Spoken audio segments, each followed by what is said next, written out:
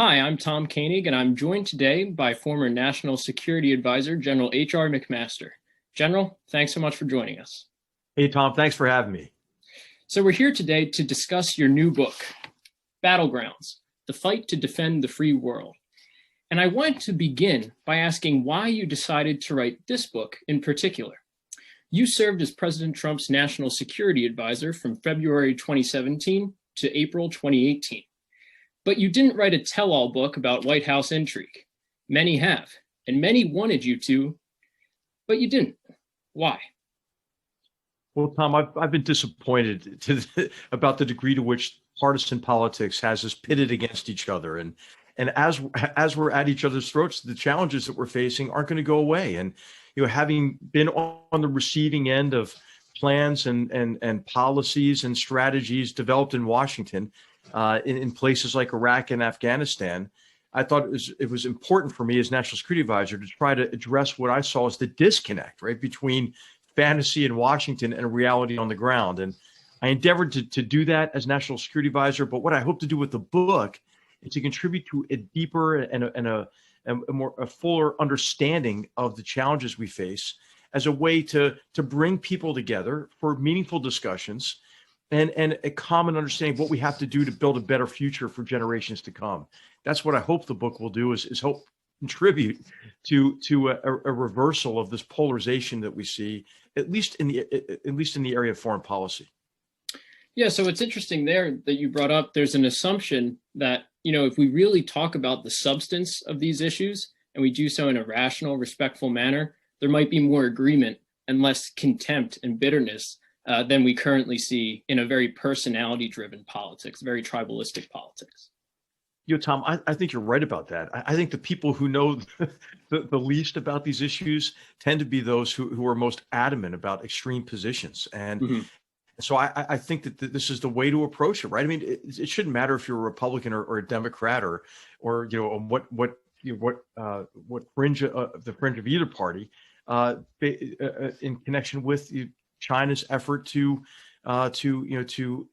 gain a predominant position across the Indo-Pacific and challenge our free and open societies globally with its authoritarian mercantilist model. Right? I mean, a Republican or a Democrat shouldn't be for that, or Russia's effort to drag us all down under Putin's theory that the sustained campaign of political subversion aimed at our democracies can leave him as the last man standing. And so I think that what I cover in the book are issues that should not be partisan in nature and should, help bring us together, I hope. So let's talk about the book itself a bit more.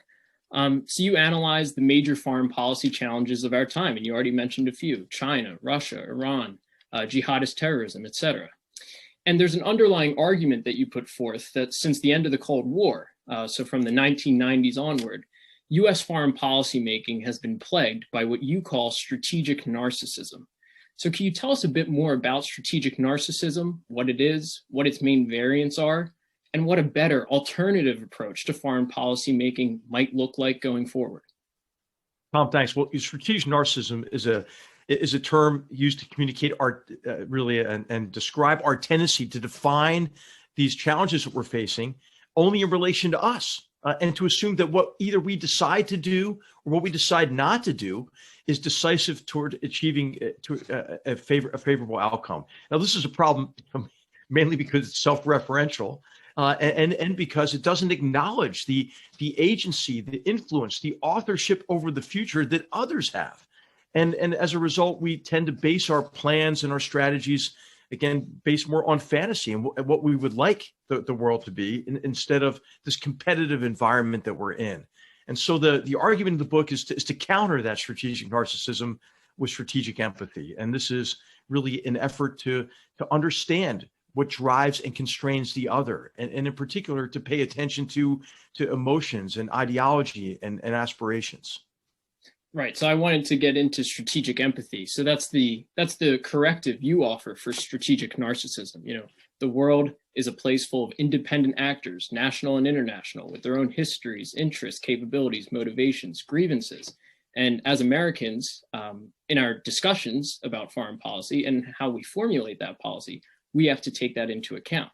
So in order to flesh that out, that idea of strategic empathy a bit more, I wanted to apply it to a specific case, like a case study of China, because I think that's one of the most important challenges of our time, if not the most important. So I guess the question is two-pronged, right? How have we fallen prey to strategic narcissism vis-a-vis China in the past? And going forward, what would a China policy defined by strategic empathy really look like? Well, for far too long, we clung to the assumption that the Chinese Communist Party, having been welcomed into the international order, would play by the rules. And as China prospered, it would liberalize its economy and eventually liberalize its form of governance. Of course, we know now that was not the case, but we clung to that flawed assumption for too long because of strategic narcissism, because we defined China as we would like China to be, instead of recognizing that the Chinese Communist Party is driven by fear, mainly fear of losing control. That's why the party is obsessed with control and extending and tightening its exclusive grip on power internally. But the party is also driven by aspiration. This is this aspiration to realize the China dream and to realize this vision of national rejuvenation. And so we undervalue the degree to which emotion and ideology drives and constrains the Chinese Communist Party. And as a result, we didn't compete with China. So an effective approach would be to recognize what China is driven by, what are the factors that drive the party, what is the party's strategy to allay its fears by tightening its grip on power internally. We see manifestations of that with over 1 million people in concentration camps, forced labor camps, the use of really the social credit system and the perfection really of their effort to perfect this technologically enabled Orwellian police state, the extension of the party's oppressive arm in Hong Kong. I could go on, obviously. But then also we see this internationally with this effort to achieve national rejuvenation by exporting this authoritarian mercantilist model and an effort to create servile relationships across the Indo-Pacific region and beyond that are exclusionary in nature, that China would be able to achieve a dominant position at the expense of the United States and other free and open societies. And so it's that recognition that then is essential for us to be able to compete effectively. And Tom, what we did is, because of our strategic narcissism, this definition of China as we would like it to be, we vacated critical arenas of competition.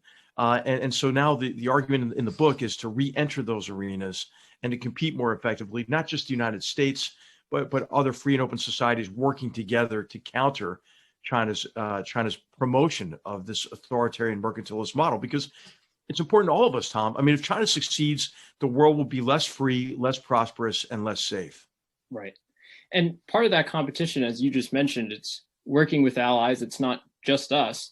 But another layer of that is it's not just the US government, right? It's the private sector. The private sector has a role here. And you mentioned in your conclusion that obviously one of the great strengths of American society is our capitalist, free market, open society and open economy. But at the same time, the private sector has a role to play here on these various battlegrounds, especially I would think with China. Can you speak to that? Like what are businesses, particularly multinational firms, et cetera, what should they be doing? What would the US government want from them in this competition with China?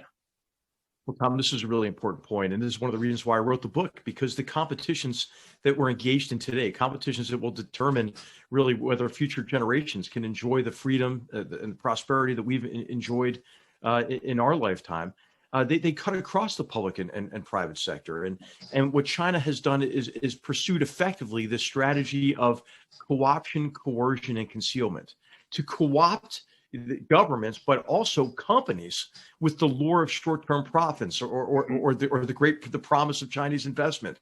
But once you're dependent on China for access to their market, or once you're indebted to Chinese national banks, they use that relationship to coerce you to support their strategy and to support their aggressive foreign policy. And then they conceal all of this as just normal business practices. So it's really important, I think, for businesses in particular to almost take a Hippocratic oath associated with doing business with China. Just first, try not to do any harm. And that harm, I think, can occur in three primary areas. One is the transfer of technology. The transfer of technology that especially would give China an advantage in the emerging data-driven global economy or militarily against our military. Too often, companies readily give up the sensitive technologies and know-how for access to the Chinese market. And then, of course, that transfer to a Chinese company, which has to act as an extension of the Chinese Communist Party, is plugged directly into the People's Liberation Army or into companies that are going to try to gain an unfair advantage. The second key area is to not compromise, not to compromise for short-term profits in a way that jeopardizes the long-term viability of your company. And I think this is an important responsibility to shareholders, right? Because hey, you might do really well in the next few quarterly reports, but after you transfer your technology, you're going to be driven out of business, because what China does is subsidize these industries in a way that allows them to produce products at an artificially low price and then dump them on the global market. After they restrict your access to their market, after they get what they want, then they try to drive you out of business internationally. And the third area in which we should do no harm is to not aid China in perfecting this technologically enabled Orwellian police state, right, with a range of artificial intelligence technologies. I mean, I used a statistic in Battlegrounds, and in recent years, investment from U.S. venture capital and private equity firms in Chinese artificial intelligence companies exceeded U.S. investment in U.S. artificial intelligence companies. Hey, that's just wrong, right? So I think this is a competition that certainly cuts against across private and public sectors, and all of us need to work together to compete effectively against China's authoritarian mercantilist model. Yeah, and I think the good news is that slowly but surely the public conversation about China and our relationship with China is starting to, reckon with these realities that you're laying out today, slowly but surely. So we seem to be perhaps tending in the right direction on this front. And to change course and to start to get towards the close here of this quick interview, I want to talk about the Middle East and about the incoming Biden administration, specifically with respect to Israel. So since you left your post as National Security Advisor, a lot has changed in the Middle East. And even in the past couple months, a lot has changed, especially as Israel has begun to normalize relations with some countries like the UAE, Morocco, and some others. So these facts on the ground have changed, and thus assumptions should probably have to change with them. After reading Battlegrounds, you talk about having to, reassess assumptions as you go forward and as you implement and formulate policy. So in the Middle East, what are you expecting? What are you hoping for from the Biden administration, especially with respect to Israel? And what assumptions now have to be challenged? Right. Well, this is really a very important issue as to what the Biden administration approach to the Middle East is going to be, because in the Obama administration saw the Middle East mainly as a mess to be avoided and saw our disengagement from the Middle East as an unmitigated good.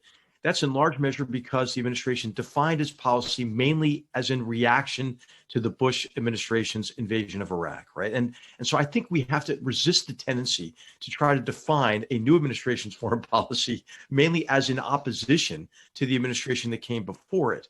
And so what would this mean for the Middle East? It would mean to see the Middle East as an area in which there is a humanitarian catastrophe ongoing, a humanitarian catastrophe that has huge political ramifications, not only in connection with the refugee crisis and how that's putting strain on fragile countries within the region, but also how it's affected Europe as well, and how the cycle of sectarian conflict, the sectarian civil war in the region is empowering nefarious actors, including jihadist terrorist organizations who can portray themselves as patrons and protectors of beleaguered Sunni communities, and Iran, who is interested in keeping the Arab world perpetually weak so it can apply the Hezbollah model broadly in the region, in which it has weak governments in power that are beholden to Iran for support, while Iran grows militias that can be turned against those governments if those governments act against Iranian interests.